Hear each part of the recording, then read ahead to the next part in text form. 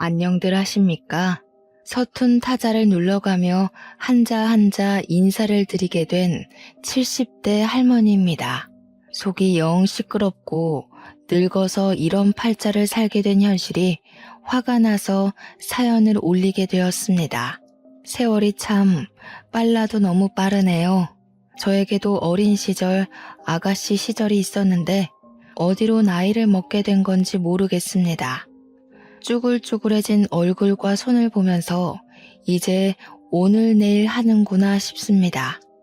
굴러가는 낙엽만 봐도 웃던 시절이 있었는데 지금은 뭘 봐도 속이 답답하고 웃음이 나질 않습니다.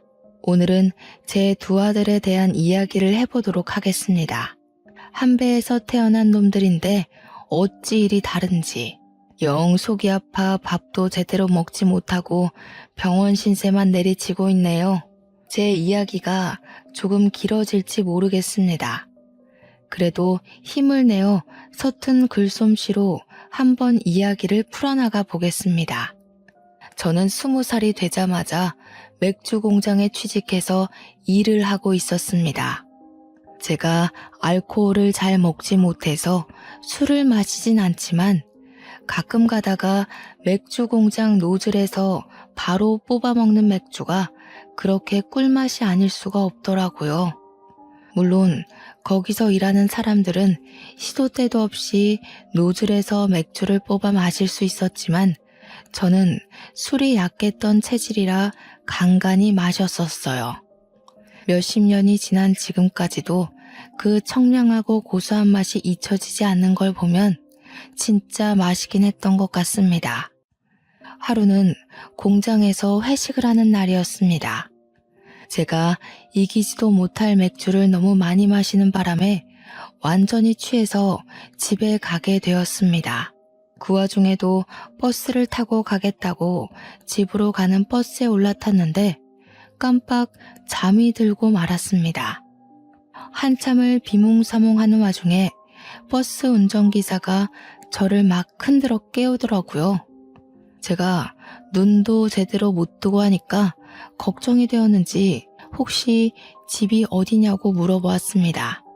원래 모르는 사람에게는 친절하게 대하지 않는 저인데도 너무 인사불성으로 취한 나머지 버스 기사님께 땡땡동 사무소 앞에서 내려야 한다고 이야기를 했어요. 버스 기사님은 이곳이 종점이라면서 집까지 데려다 주겠다고 버스를 한 바퀴 더 운행하였습니다. 원래 그러면 규정이 어긋나는 거라 안 되는 거라는데 저는 몰랐지 뭐예요. 아무리 불 꺼진 버스를 타고 내려서 어찌어찌 집으로 잘 나오긴 했는데 다음날 술에 깨서 출근을 하려고 보니 지갑이 없더라고요. 글쎄 술에 취해서 어제 탄 버스에 지갑을 두고 내린 게 술이 깨면서 번뜩 생각이 나더라고요. 제가 취해서 얼마나 머리를 쥐어뜯었는지 바닥에 머리카락도 아주 수북했습니다.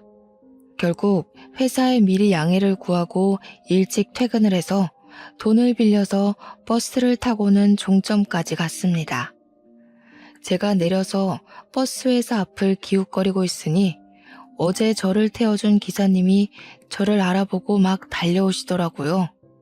손에 지갑을 든 걸 봐서는 제가 흘린 걸 알고 일부러 보관하고 있었던 것 같았습니다.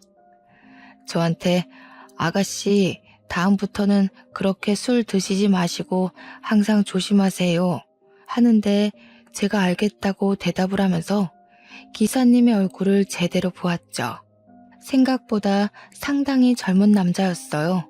저도 모르게 당황해서 생각보다 젊으시네요 하고 말을 걸었어요.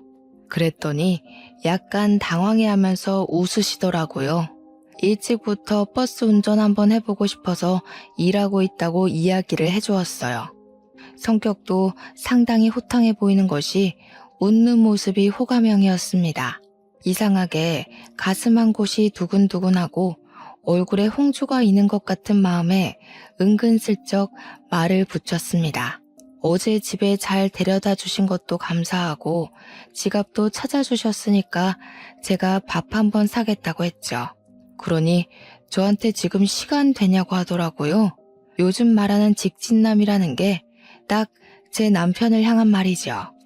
시간이 저녁 시간이기도 했고 저도 배가 고파오던 찰나라 좋다고 하고서는 밥을 먹으러 갔습니다. 그런데 저를 기사식당으로 데려가는 게 아니겠습니까? 여기 김치찌개가 기가 막히다면서요? 저도 물론 김치찌개를 좋아하긴 하지만 뭔가 데이트하는 분위기는 아니지 않겠습니까? 그래서 진짜 밥만 먹는 거로구나. 이 사람은 내가 단순한 호의를 베푸는 줄 아는구나 싶어서 시무룩해졌죠. 밥 다 먹고 계산을 하려고 보니까 종업원이 이미 계산 다 끝냈다고 남자분이 하셨는데요? 하시는 겁니다. 순간 얼굴에서 은근히 피어오르는 기쁨이 주체가 안 되더라고요. 저는 기사님한테 다가가서 제가 계산하려고 했는데 왜 먼저 계산하셨냐고 마음에도 없는 말을 했습니다. 그랬더니 절 보고 웃으면서 그래야 다음에 또 얻어먹겠다는 핑계로 만나지 않겠습니까? 하더라고요. 순간 제 얼굴이 새빨갛게 달아올랐는데 그런 저를 보면서 또 귀엽다는 듯이 웃어주는 게 아니겠습니까? 갑자기 이런 식으로 허를 찌르며 다가온 사람에게 저는 속절없이 빠져들었습니다. 요즘 말하는 밀고 당기기 그런 건 꿈에도 꾸지 못했습니다. 제가 연애라도 많이 해봤더라면 아주 잘했을 텐데 전 쑥맥이었거든요. 이 사람이 저에게 관심을 가져준다는 것만으로도 하늘을 날아갈 것 같은 기분이 들었는데 밀고 당기기가 가당키나 하는 말이겠습니까? 그렇게 저희는 누가 봐도 사랑에 빠진 남녀처럼 데이트를 즐기게 되었습니다. 저는 매번 꼭 밥을 사겠다고 그분에게 데이트 약속을 걸고 그분은 저에게 다음에 사달라고 하면서 계산을 마치는 듯한 행태로요. 그게 바로 저희의 암묵적인 데이트 신호라고 생각하고 서로를 향해 움직이기 시작했죠. 그렇게 연애를 시작하다 보니 시간 가는 줄 모르고 푹 빠져들게 되었습니다. 당시 시대상으로 결혼 정년기라는 게 20대 중반쯤이었거든요. 저희도 결혼을 할 나이가 다가오고 서로의 이름을 수줍게 혼인신고서에 적어 넣으며 혼인을 하게 되었습니다. 살림이 빠듯한 것도 아니었고 서로를 위해서 쓸 수 있는 돈은 충분했습니다. 그러나 허례허식이 싫어 결혼 사진만 동네 사진관에서 간단하게 찍고 식은 따로 올리지 않았죠. 저는 여전히 맥주 공장에 다니고 있었고 남편은 버스기사 일을 하면서 둘이 행복한 일상을 보내고 있었습니다. 몇 년의 세월이 흐르고 우리에게는 떡두꺼비 같은 아들이 둘이나 생기게 되었습니다. 정말 하루하루가 이렇게 행복할 수 있나? 단란한 집에서는 웃음이 끊어지질 않았습니다. 재롱을 떠는 두 아들을 보면서 우리 부부는 밥을 먹지 않아도 배가 부르다는 말을 실감할 수 있었죠. 첫째가 태어난 지 얼마 되지 않아 당시 육아휴직 같은 게 없었기에 저는 오랜 세월 몸담았던 맥주 공장을 퇴사했습니다. 넉넉하게 받은 퇴직금은 아이들을 키우는 데 쓰겠다고 적금처럼 모셔두었죠. 갑자기 외벌이가 된 탓에 저는 집에서 인형 눈깔도 붙이고 포장 아르바이트도 하면서 생계를 꾸리고 있었습니다. 애가 어려서 집 밖으로 나가는 게 좀 힘들었거든요. 그때 뭐 어린이집 같은 게 보편화된 시설도 아니었고요. 남편은 동네 버스 운전을 하다가 좀 더 큰 돈을 벌기 위해 고속버스 회사로 이직을 했습니다.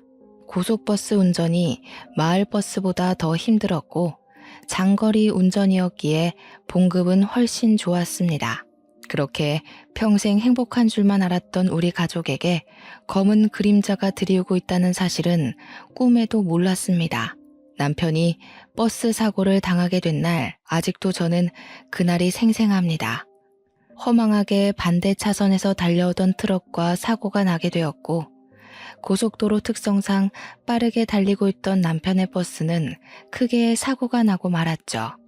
승객들은 다행히도 얼마 다치지 않았지만 정면으로 트럭과 사고가 난 우리 남편은 그렇게 저와 두 아들의 곁을 떠나게 되었습니다.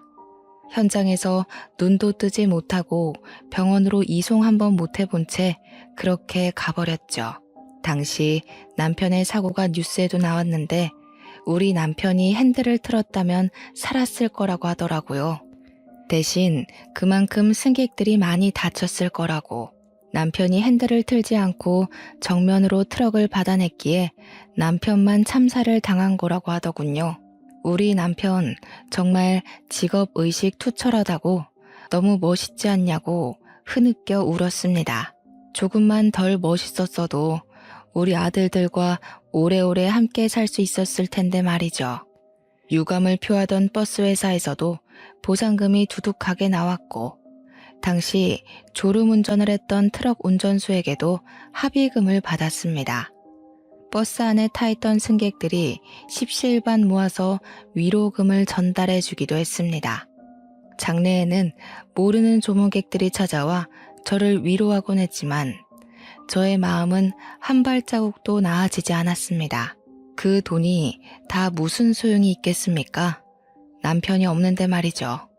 우리 애들이 초등학교에 입학할 때 짜장면을 같이 먹어줄 남편이 없고 졸업식에 사진을 찍어줄 남편이 없고 결혼식에 혼주석에 같이 앉아줄 남편이 없는데 하루도 제 마음에 눈물이 마를 날이 없었습니다. 하지만 그것도 잠깐이었습니다. 너무너무 슬펐지만 우리 아들들은 점점 자라나고 초등학생이 되었는데 제가 돈을 벌어야 하지 않겠습니까? 그때는 여자가 돈을 벌기가 쉽지 않았습니다. 취직이라는 건 남자들의 전유물 같은 것이었거든요. 다행히도 맥주 공장에서 배워둔 주판 실력이 출중해서 사정사정해서 남편이 일하던 버스 회사에서 사무직을 보게 되었습니다. 아이들에게는 엄마의 손길이 절실하게 필요한 나이였지만 우리 가족이 먹고 살기 위해선 제가 가장이 되어야만 했습니다. 옆집에 친하게 오랜 시간 알고 지낸 이웃이 살고 있었기 때문에 저는 염치불구하고 아이들을 부탁하였습니다. 첫째 아이는 학교가 끝나면 둘째 아이는 유치원이 끝나면 옆집으로 가서 이웃과 함께 밥을 먹고 시간을 보냈습니다.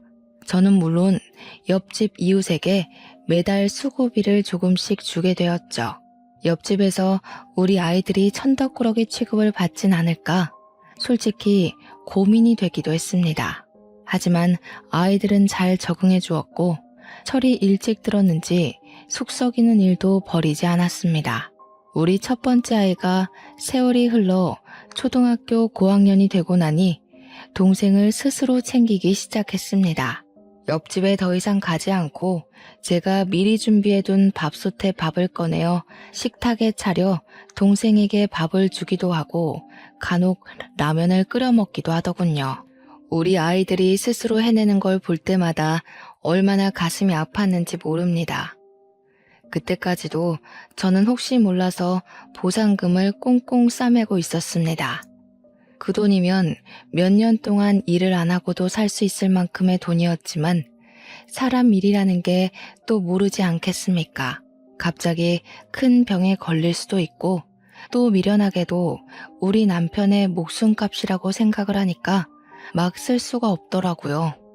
그렇게 아이들이 제 키를 넘어설 때쯤 학교에서 연락이 와서 처음으로 우리 첫째 아들이 공부를 잘한다는 사실을 알게 되었습니다.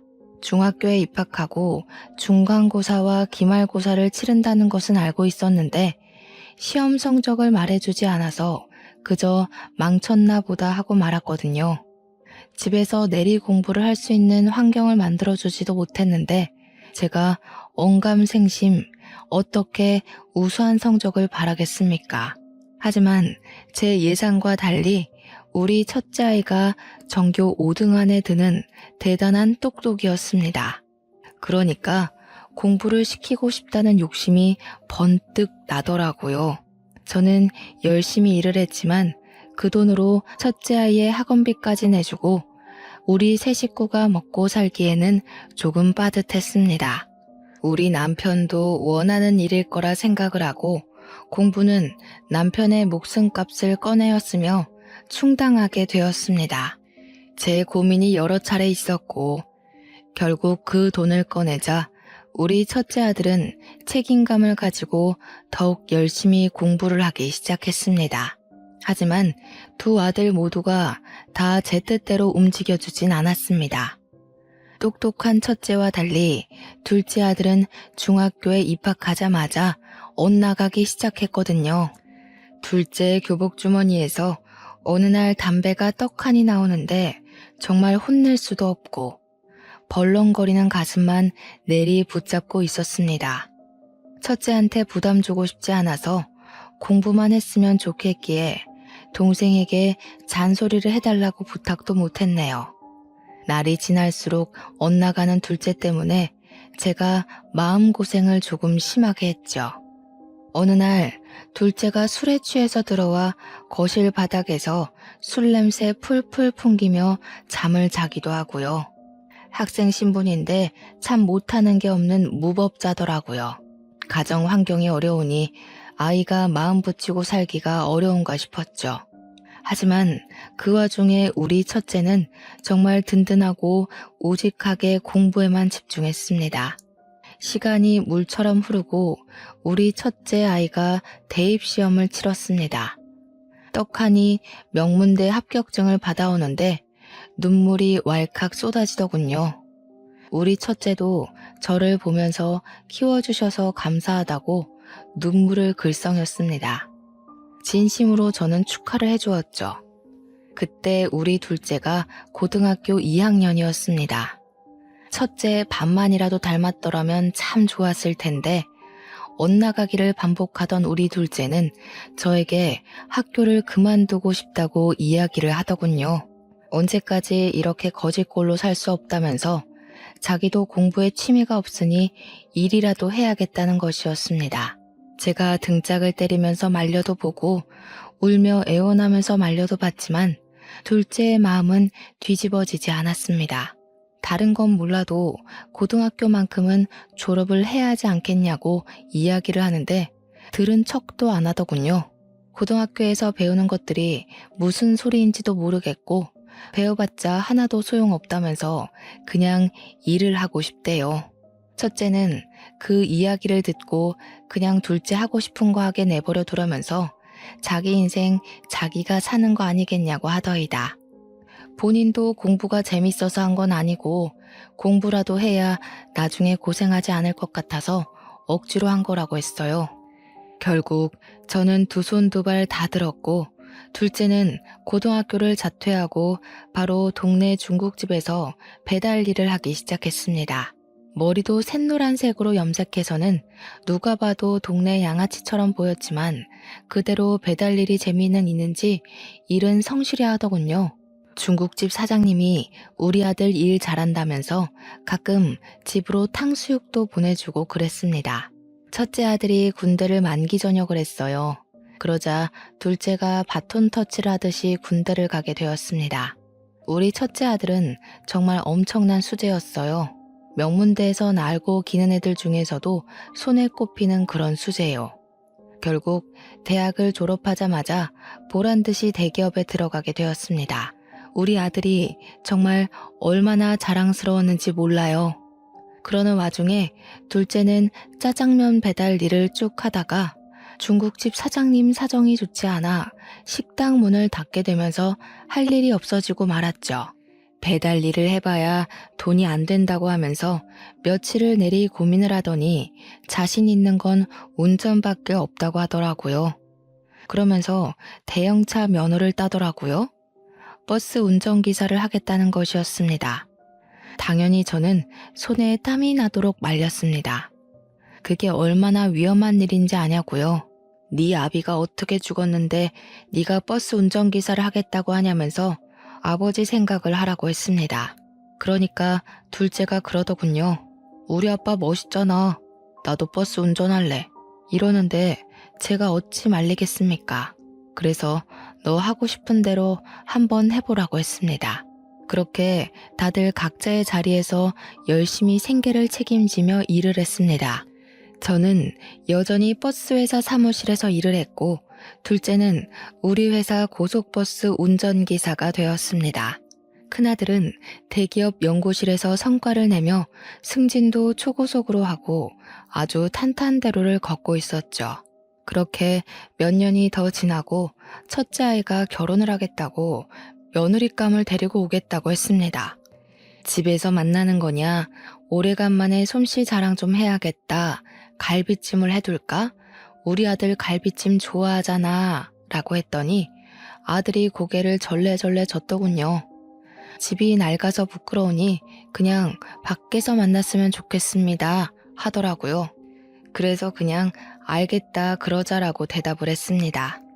큰아들이 부른 식당으로 가니 며느리 될 아이가 떡하니 앉아 있었습니다. 첫인상이 너무 곱고 예쁘더라고요. 하늘색 원피스에 머리에는 진주가 촘촘히 박힌 머리띠를 하고 왔는데 무엇보다 손이 정말 곱고 희고 예뻤습니다. 나처럼 고생한 손이 아니라 올곧게 쑥 자란 손가락이 예뻐서 아가씨는 무슨 일을 하는 사람이요? 하고 물어보니까 피아노 전공을 했다고 하더라고요. 큰아들이 팔불출처럼 예비 신부가 피아노 전공을 했다고 이야기를 하면서 지금은 학원에서 아이들을 가르치고 있다고 설명해 주었습니다. 그래서 그렇구나. 손이 너무 예쁘더라. 이야기를 했더니 저한테 웃으면서 제가 살림이라는 걸 전혀 안 해봐서 그럴 수도 있어요 하더라고요. 제가 속으로 숨을 헛들이킬 정도로 매우 당황하였습니다. 그래도 결혼하고 나면 살림을 해야 할 텐데 미리 배우는 게 좋지 않겠냐고 하니까 저를 힐끔 보더니 그러더군요. 저는 도움이 쓸 거라서 살림 안 배워도 될 것 같은데요 라고 해요. 말문이 턱 막혔습니다. 그래도 뭐 아들이 대기업을 다니고 있고 예비 며느리도 레슨 같은 걸 한다고 하니까 알아서들 잘 살겠지 했습니다. 이것저것 대화를 하는 와중에 나한테 예비 며느리가 약간 당돌하게 이야기를 하더라고요. 저는 매년 명절마다 해외여행을 다녀왔었거든요. 결혼한다고 해서 그걸 바꾸고 싶지 않아서. 앞으로도 명절에는 그이랑 해외여행을 가려고 해요. 제가 듣기로는 제사가 없다고 들었는데, 죠? 저는 맞는다고 제사 없다고 했어요. 그러니까 싱긋 웃으면서 그럼 명절에 여행 가도 상관없겠네요 하면서 네일 아트를 했는데 벗겨졌다면서 속상해하는 게 아니겠습니까? 우리 첫째 아들은 또 그 손톱 보면서 까져서 속상해서 어떻게 하냐고. 아주 둘이 짝짝꿍이 잘 맞더라고요. 우리 둘째만 저를 빤히 보면서 저거 둘 다 이상한 거 아니냐고 조용히 묻더라고요. 아무튼 뭐 밥이 코로 넘어가는지 어디로 넘어가는지도 모른 채로 집으로 돌아왔는데 우리 둘째가 그러더라고요. 형이 똑똑한 줄 알았더니 어디서 이상한 여자를 데리고 왔다고요. 저는 그냥 대꾸 없이 말을 아꼈습니다. 그렇게 첫째도 예비 초가 인사를 드리고 와서는 결혼 준비가 아주 착착 이루어지는 듯 했어요. 대망의 상견례 날이 마련되었다고 설레발을 치길래 저와 둘째가 함께 그 자리에 나갔습니다. 서로 인사를 하고 조심스러운 안부를 묻고 밥을 먹고 있는데 내내 사돈 부인의 표정이 별로 좋지 않더라고요. 아무래도 첫 만남이니 낯을 가리는 사람은 불편할 수도 있겠다 싶어서 말을 아끼고 있었습니다. 그런데 그 불편한 표정이 저에게 하고 싶은 말이 있는데 눈치를 보느라 말을 못해서 나온 표정이더라고요. 어느 정도 식사 자리가 진행되고 나니 저에게 대뜸 이야기를 하는 겁니다. 우리 아이들 알아서 잘 살 테니 너무 시집살이는 시키지 않으셨으면 좋겠네요. 아니, 제가 뭐 애들을 시기 질투해서 나쁜 소리를 하고 일부러 시집살이를 시키겠습니까? 원래 시자 붙으면 좋은 소리를 해도 나쁜 소리처럼 들리지 않겠나요? 그렇게 걱정이 되시면 몇 년 더 미뤘다가 결혼시킵시다. 그랬더니 그제야 그건 아니라면서 애들이 좋다고 좋아 죽겠다는데 빨리 시키는 게 좋지 않겠니요? 그저 딸 가진 부모의 마음으로서 걱정이 되어서 한 소리라고 자기 딸 잘 봐달라고 하는데 저는 이미 마음이 푹 상해버렸죠. 자리가 끝나고 첫째가 저한테 오더니 왜 그 자리에서 그런 소리를 했냐고 저를 타박하는 게 아니겠습니까? 어찌나 팔푼이 같던지. 그렇게 똑똑하던 아들이 예비 며느리에게 푹 빠져서 저런 꼴을 하는 게 어이가 없었습니다. 저는 엄마가 그렇게 무시를 당하는데도 처가를 싸고 들고 싶냐고 이야기를 했죠. 내가 뭘 했다고 시자 노릇했다고 저러냐고 아들이 입을 꾹 다물더라고요. 하지만 좋다는 그 둘을 어찌 말리겠습니까? 결국에는 결혼까지 하더라고요. 첫째네 부부가 신혼여행을 다녀와서 시댁에 인사를 드리겠다며 저희 집에 한복을 입고 찾아왔는데 둘 다 빈손이더라고요.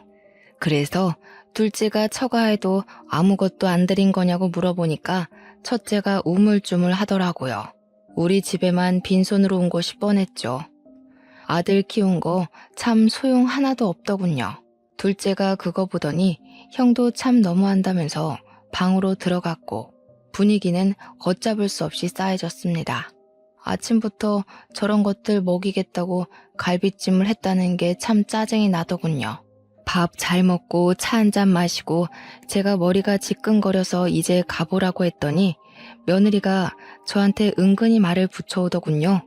어머님, 갈비찜 남았으면 저 좀 싸주시면 안 돼요? 하면서 그렇게 야들야들한 갈비찜은 처음 먹어봤다고 너무 맛있었대요. 제 손으로 한 음식을 또 맛있다고 먹어주니까 기분은 좋더라고요. 그래서 싸주겠다고 했죠. 제가 또 갈비찜을 하면 큰 솥으로 한 움큼 쪄서 일부러 넉넉하게 만들거든요. 우리 둘째가 제가 만든 갈비찜을 워낙 좋아해서요.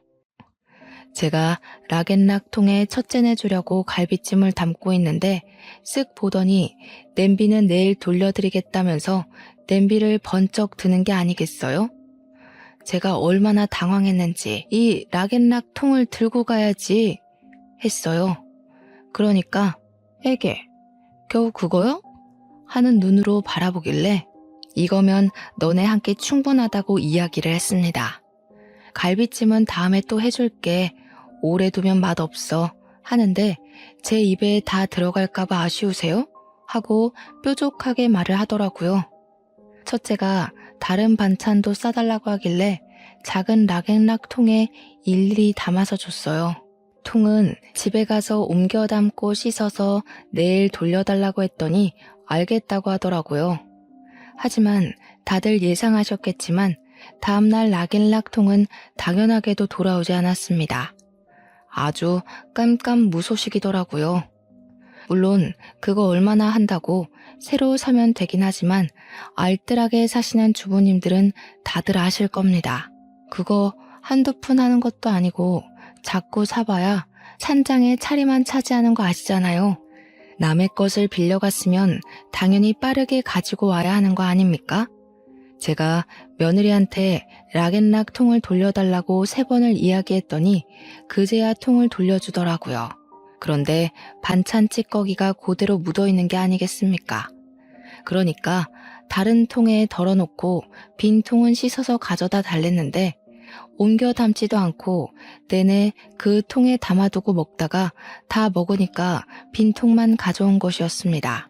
제가 뭘 다른 걸 바란 것도 아니고 설거지만 해서 가져오라고 한 건데 그거 하나를 못 지키다뇨.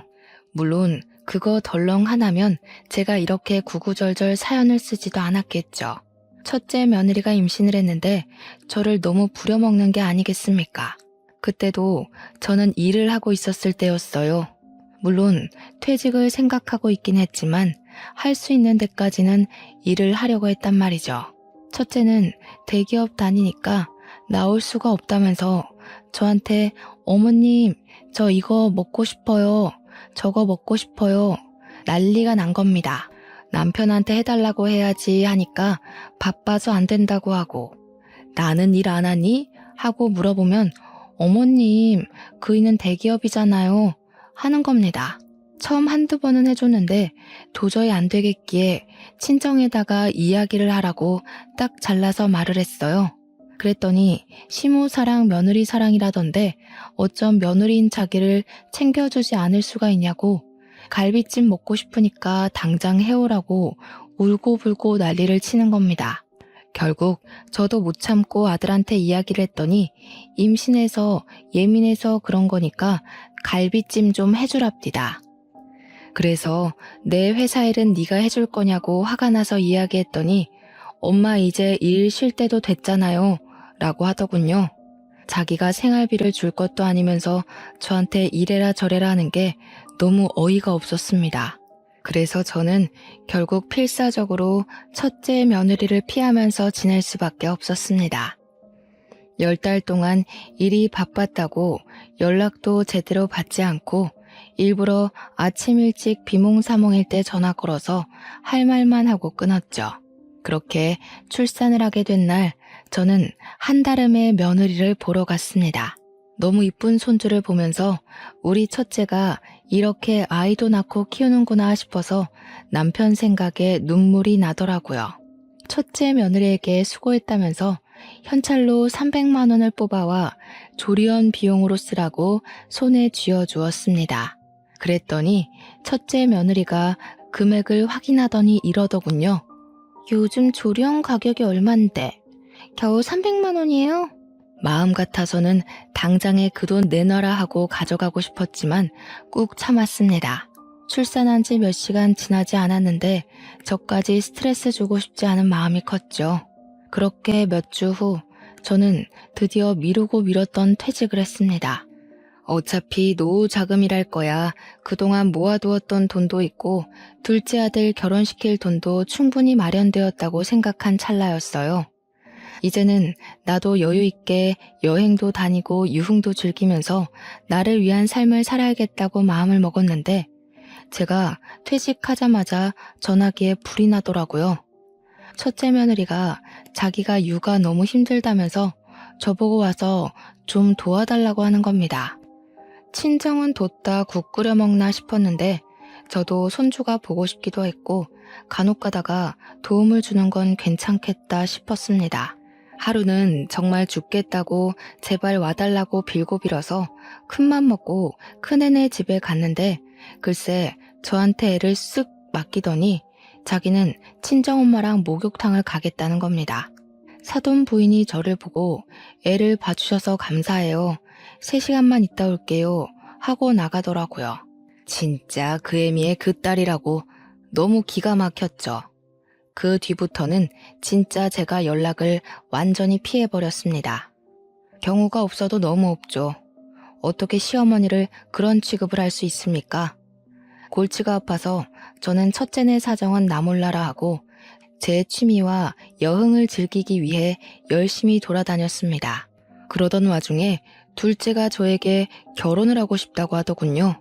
이번엔 또 어떤 어마어마한 며느리가 들어올까 싶어서 긴장을 잔뜩 하고 둘째가 소개해주는 예비 며느리를 만났는데 완전히 예상 밖의 인물이었습니다. 어찌나 복스럽게 생겼던지 통통한 볼살에 동글동글한 인상이 너무 귀엽게 생겼더라고요.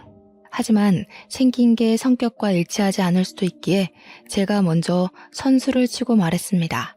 나는 시자 노릇한다는 이야기 듣고 싶지 않다. 적당히 거리를 두고 지내는 게 좋을 것 같구나.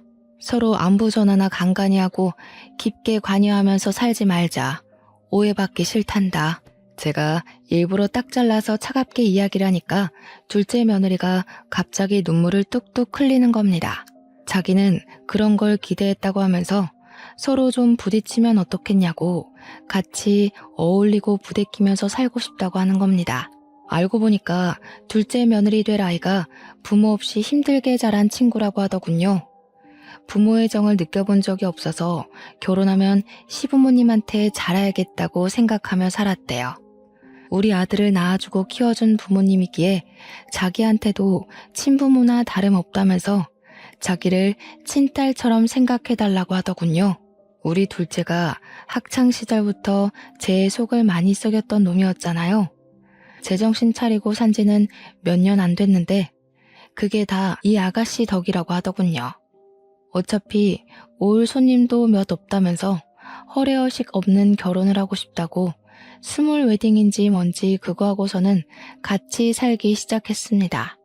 신혼여행도 해외로 가지 않고 국내 여행을 했다는데 무슨 각 지방에서 좋다고 하는 특산품은 다 사왔더라고요. 저한테 어머님 이거는 뼈에 좋고 이거는 눈에 좋고 간에도 좋고 하는데 제가 놀래서 며느리한테 너 사기 맞은 거 아니니? 하고 물어봤어요. 그러니까 갑자기 깔깔 웃으면서 사기 맞죠? 자기야, 내가 이거 사기라고 했잖아. 이러더군요. 알고 보니 아들이 고른 상품이었습니다. 허구한 날 집으로 찾아와서 어머님 저 요리 좀 가르쳐 주세요 하면서 들러붙고 시장 구경 가자면서 들러붙었습니다. 처음에는 너무 귀찮았는데 싹싹하게 저한테 잘하는 모습을 보고 저도 슬슬 마음이 둘째 며느리에게 기울기 시작했어요. 경우 없이 쌀쌀맞은 첫째네와 다르게 싹싹하게 구니까 어찌나 예뻐 보이던저. 제가 반찬을 해다 주면 그 반찬통을 씻어서 주는 게 아니라 그 안에 자기가 만든 반찬을 채워서 주던 아이예요. 어머님 요리하시는 거 보고 저도 만들어 봤는데 어때요? 하면서 전해주는데 어찌 맛이 없을 수 있겠나요? 그렇게 오순도순 잘 지내던 와중에 둘째네도 임신을 했다고 알려왔습니다. 우리 복덩어리가 아이를 가지다니 내가 봐줘야지 마음을 굳게 먹었죠. 태교 여행을 온 가족이 같이 갔으면 좋겠다고 하길래 첫째네에게도 물어보니까 첫째 며느리가 질색을 하더라고요. 그래서 저와 둘째네만 무슨 수영장이 딸린 펜션을 잡아서 신나게 놀다 왔습니다. 사진을 전부 맞춰 찍고는 프로필 사진으로 바꿔두었더니 첫째 며느리가 자기 빼고 다녀와서 그렇게 즐거웠냐며 성질을 내더라고요. 같이 가자니 싫다고 해놓고 왜 저러는지 이해가 안 갔죠.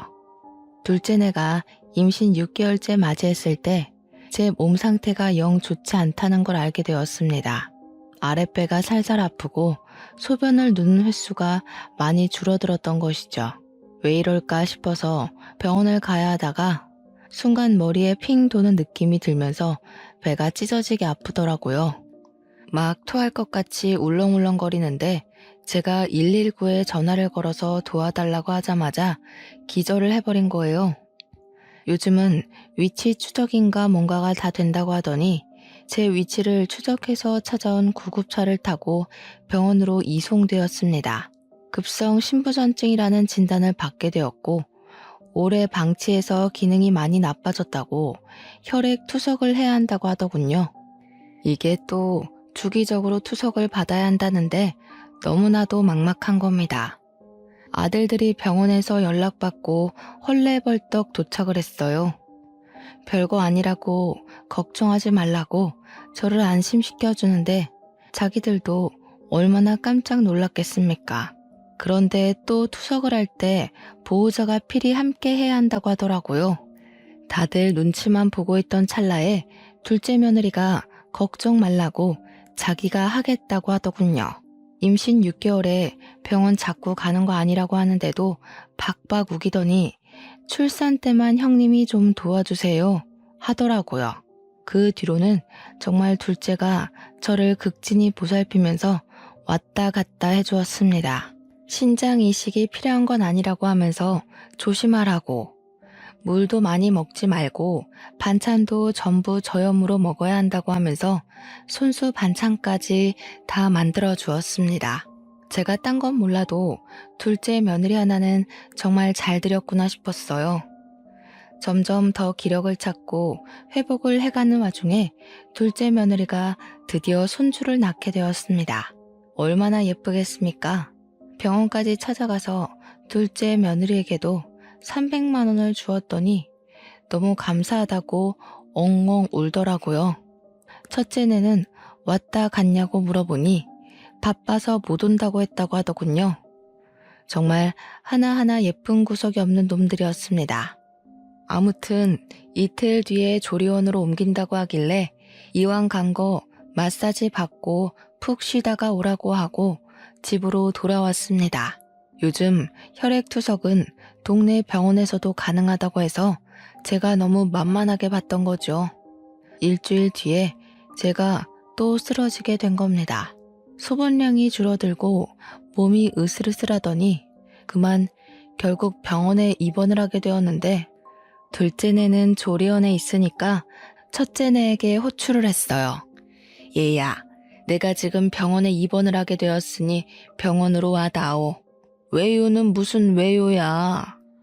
보호자가 필요하다는데 아들들이 죄다 바쁘니 네가 좀 와야겠다. 저는 뭐 안 바쁜 줄 아세요? 동서는요? 둘째네는 출산해서 조리원에 있지 않니? 조리원에서도 다 외출되고 하는데 나가 놀 수 있을걸요? 내 병원에 오는 게 나가 노는 거야? 됐다, 끊어. 병원에서 보호자님을 찾는데 제가 보호자 같은 거 없다고 딱 잘라 말했습니다. 그러니까 병원에서는 좀 걱정이 됐나 보더라고요. 남루한 늙은이 혼자 병실을 차지하고 있으니 돈이 있을지 없을지도 모르고요. 보호자 명단에 있던 첫째 아들이랑 둘째 아들한테 차례로 연락을 했는데 둘째가 떡하니 전화를 받은 거죠. 애가 놀래서 병원으로 달려왔는데 저한테 왜 혼자 있냐고 물어보더라고요. 형이 연락 안 받더냐고. 분명히 둘째 며느리가 출산하기 전에 첫째 며느리한테 연락해서 신신당부를 했다고 하는 겁니다. 너무 서러운 마음이 들어서 죄다 이루고는 둘째한테 조리원으로 가보라고 했어요. 일주일이 더 지나고 저도 퇴원해서 집에서 안정 취하고 있었는데 둘째 며느리가 찾아왔더라고요. 조리원에 있느라 찾아뵙지 못해서 죄송하다고 하는데 우리 며느리가 죄송할 일이 아니지 않겠습니까? 괜찮다고 하니 한알은 뭘 싸들고 왔더라고요. 보니까 갈비찜용 갈비를 수두룩하게 가져온 거 아니겠습니까? 몸보신을 시켜주겠다더니 양동이에 담가 핏물부터 빼더라고요. 한두 시간 담궈놓는 동안 며느리랑 이야기도 하고 시간을 보내고 있었는데 집에 누가 찾아왔더라고요. 문을 열어주니 큰며느리였습니다. 떨떠름하게 네가 여긴 웬일이냐고 물으니 갈비찜 하신다고 해서 얻어가려고 왔어요 하면서 김장통을 떡하니 꺼내놓더라고요. 제가 너무 어이가 없는 거죠. 지난주에 병원에 있었을 때는 바쁘다고 코빼기도 안 비치던 게 갈비찜을 얻으러 왔다고 하니까요. 둘째 며느리가 제가 불렀어요 하더니 무거운 양동이에서 갈비를 하나하나 빼기 시작하더라고요. 그러더니 핏물만 남은 양동이를 냅다 큰며느리 얼굴에 쏟아붓는 게 아니겠습니까? 큰며느리가 동서 미쳤어? 하고 소리를 지르면서 어쩔 줄 몰라 하는데 둘째 며느리가 딱 잘라 이야기를 하더라고요. 미친 게 누군데 그래. 어머님 아프셔서 내가 조리원 있는 동안만 봐달라고 했는데 그걸 못해? 못된 년이. 어머님 괜찮냐고 안부 인사 한 번 없이 갈비찜을 얻으러 와? 큰며느리가 놀래서 김치통도 버려두고 주랭랑을 치더라고요. 제 속이 얼마나 시원하던지 둘째 며느리한테 손뼉을 치고 말았네요. 저녁에 갈비찜을 해놓고 둘째네랑 사이좋게 나눠 먹고 있는데 첫째가 오더니 제주씨 하면서 화를 내는 겁니다. 둘째 아들이 형은 할 말 없다고 둘이 싸우려고 들길래 제가 말리면서 이야기를 했어요. 첫째야. 내가 너 스스로 잘 살길래 아무 소리 안 했는데 더 이상은 안 보고 살고 싶구나. 어디 어미가 쓰러져서 오늘 내일 하는데 바빠서 못 온다고 하질 않나. 안부 전화 한 번 없을 수 있니? 우리 죽을 때까지 서로 연락하지 말고 살자. 첫째가 놀라서 엄마 하고 부르는데 일 없다고 이만 가보라고 했습니다. 그 뒤로 2년 동안 저는 둘째네와 함께 살고 있었어요. 우리 손주가 얼마나 예쁜지 눈에 넣어도 안 아프다는 말이 실감이 가더라고요. 언제 죽을지 모르지만 혈액투석도 꾸준히 하고 있고요. 계속 죽음의 문턱을 오가니 재산을 일찍 정리해야겠다는 생각이 들었습니다. 둘째 며느리한테 제가 남겨둔 3천만 원이 든 통장을 주니 며느리가 눈물을 짓더라고요. 둘째야, CM이랑 사는 게 쉬운 일도 아닌데 며느리는 항상 얼굴 한번 안 찡그리고 힘든 일 다 해주고, 내가 너네한테 나눠줄 재산이 많지는 않지만 이 통장만큼은 너네한테 주고 세상을 뜨고 싶구나. 며느리야, 얼른 받고 이 돈으로 손주 크면 대학 등록금 필요할 테니 그때 쓰거라. 어머님, 제가 이 큰 돈을 어떻게 받아요? 저는 정말 제 부모님 같아서 잘 챙겨드린 거예요. 평생 어머님이랑 같이 살고 싶다고요. 그러니까 우리 세준이 다 클 때까지 오래오래 건강하게 사셔야 돼요. 그런데 그걸 또 첫째네가 어찌 알았는지 우리 집에 2년 만에 찾아와서는 한다는 소리가 왜 차별 대우를 하냐는 겁니다. 3천만 원 통장 이야기를 운운하면서 자기도 달라고 따지고 드는데 어이가 없어서 말했습니다. 네가 나한테 돈 이야기 말고 다른 이야기 한 적은 있냐고. 이제 와서 얼굴 비추는 건 뭐 하는 짓이냐고 소리를 질렀죠. 첫째 며느리는 나 안 보고 살아서 신난 것 같던데 돈 때문에 찾아온 거냐고 당장 꺼지라고 했습니다. 그러자 첫째가 무릎을 꿇고는 요즘 집안 사정이 안 좋다고 대기업에서 일만 죽어라 하는데 몇 번이나 승진이 누락됐다고 하더군요. 엄마, 진짜 나 너무 힘들어. 제발 그 3천만 원 우리 주면 안 돼? 와이프 진짜 내 입으로 이런 말 하기 좀 그런데 정말 미친년이라니까. 대기업 사모님 소리 들으면서 콧대만 높아서는 동료 와이프가 신상백 샀다고 자기도 똑같은 거 사야 된다면서 다음날 700만 원짜리 백을 사버리질 않나. 나 정말 미치겠어. 난 퇴근하고 맨날 밥도 제대로 못 먹고 돈 걱정에 잠도 못 자고 있어요, 엄마. 들어보니 집에서는 며느리가 바가지도 긁고 요리도 안 해서 맨날 라면만 먹고 버티고 있대요. 버는 돈은 족족 쇼핑에 쏟아붓느라 허리가 휜다고요. 사치에 빠져서 생활비는 부족하고 하루하루가 너무 힘든데 3천만 원이 욕심났다고 이야기를 하더이다. 그러게 네가 어미 버리고 잘 살 줄 알았더냐? 그러게 네 와이프 편들 때부터 알아봤다 내가. 뒤통수는 거기서 맞고 왜 나한테 와서 돈을 내놓으라고 난리냐? 꼴도 보기 싫으니까 당장 나가. 명문대식이나 나와서 자기 앞가림 잘하고 살 줄 알았던 첫째가 저 모양이니 요즘 속이 썩어서 밥도 제대로 못 넘기고 있습니다. 둘째 며느리가 제 모습을 보고 얼마나 걱정을 하는지 몰라요. 이래서 며느리는 신중하고 또 신중하게 들어야 한다는 말이 맞나 봅니다. 가만히 있는 게 자식들 도와주는 건 줄 알았는데 너무 후회 중입니다. 돈이 아니라 인성을 봤어야 했는데 속이 정말 썩어 문드러집니다. 저와 같은 고민이 드는 분들이 있다면 꼭 한번 다시 생각해 보시기 바랍니다. 가정의 평안을 위해서는 외모가 중요한 게 아니라 내면이 중요하다는 사실을요. 제 이야기를 들어주신 시청자 여러분께 진심으로 감사드립니다.